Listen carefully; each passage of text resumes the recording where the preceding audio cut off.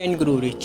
ये book Napoleon Hill द्वारा लिखी गई बुक है। उन्होंने 25 साल तक 500 से ज़्यादा मैन और वीमेंस जो अपने फील्ड में सक्सेसफुल हुए हैं और या वो बहुत ज़्यादा रिच बने हैं, उनमें कुछ कॉमन ट्रेड्स को ऑब्जर्व किया और उसके बाद एक ऐसा फॉर्मूला बनाया जिसे अगर कोई भी आदमी फॉलो करे तो वो ज़िंदगी में अमीर बन सकता है। पहला है डिज़ायर।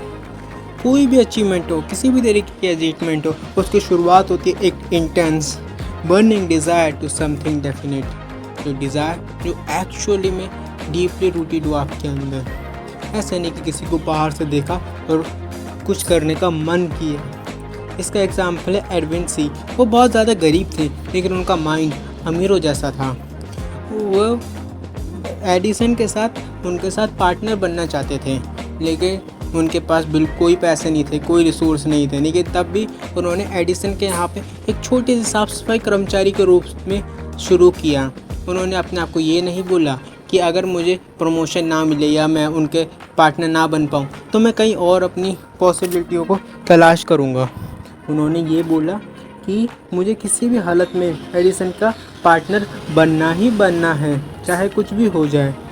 तकरीबन 5 साल के बाद उनको एक अपॉर्चुनिटी मिली। एडिसन ने बोला कि मेरे पास एक मशीन है, अगर कोई भी सेल्समैन इस मशीन को सेल कर देगा तो मैं इसको कमीशन दूंगा और अपना पार्टनर बनाऊंगा।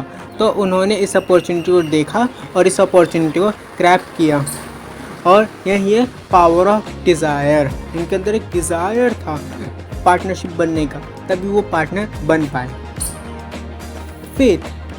आपको अपने को विश्वास होना चाहिए कि जो भी आपने सोचा है, जो भी आप बनना चाहते हो, आप उस पर डेफिनेटली बनोगे। अगर आपको फेलियर का एंटीडोट क्या है? फेलियर का एंटीडोट है फेथ। अगर आपको विश्वास है तो आपका फेलियर कुछ नहीं बिगाड़ सकता। Auto suggestion, the medium of the influencing subconscious mind. मतलब है आपकी आदतें जो आप हमेशा अपने जीवन भर करते हो।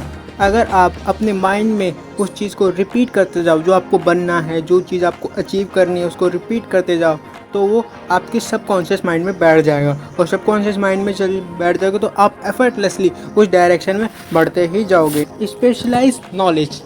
आपको जनरल नॉलेज से कभी भी पैसा प्राप्त नहीं हो सकता। आपको स्पेशलाइज नॉलेज लेना बहुत ही ज़रूरी है।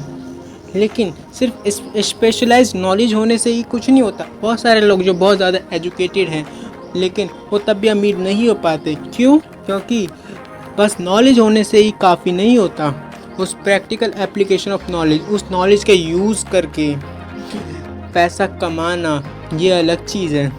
नॉलेज होने से कुछ नहीं होता, बस उसका एप्लीकेशन भी आपको पता होना चाहिए कि उसको अप्लाई करके उस स्किल को अप्लाई कैसे किया जाए जिससे वो एक आपको वेल्थ, एक आपको रिच की तरफ ले जाए।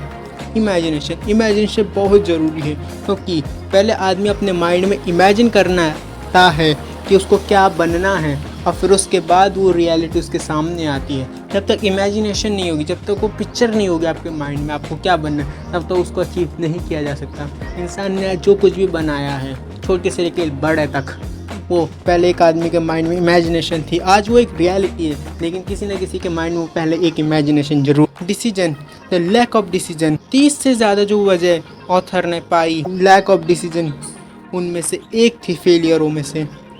इसका कारण ये है कि procrastination is opposite of the decision. Procrastination मतलब कि हम टालते रहते हैं।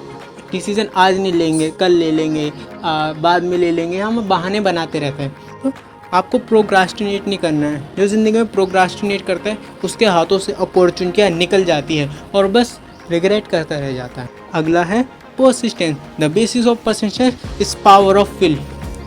मतलब है कि आपको कंसिस्टेंटली आपको वो करना है जो आप करना चाहते हो। ज़िंदगी में प्रॉब्लम बहुत आएगी, समस्याएं बहुत आएगी। जो रिच बनते हैं उनके पास भी प्रॉब्लम्स होती है, उनके पास भी समस्याएं होती है, लेकिन वो उन समस्याओं को अलग नज़रिए से देखते हैं और वो अपने काम पे लगे रहते हैं, करते रहते हैं उस काम को, जिससे उनका फोकस हो जाता है उस मायने और कोई भी परिस्थिति है, कैसी परिस्थिति है, उनका कुछ नहीं बिगाड़ पाती, जिससे उनके अंदर परसिस्टेंस डेवलप हो जाता है। और परसिस्टेंस ही लाइफ में आगे बढ़ने के लिए बहुत ज़रूरी है।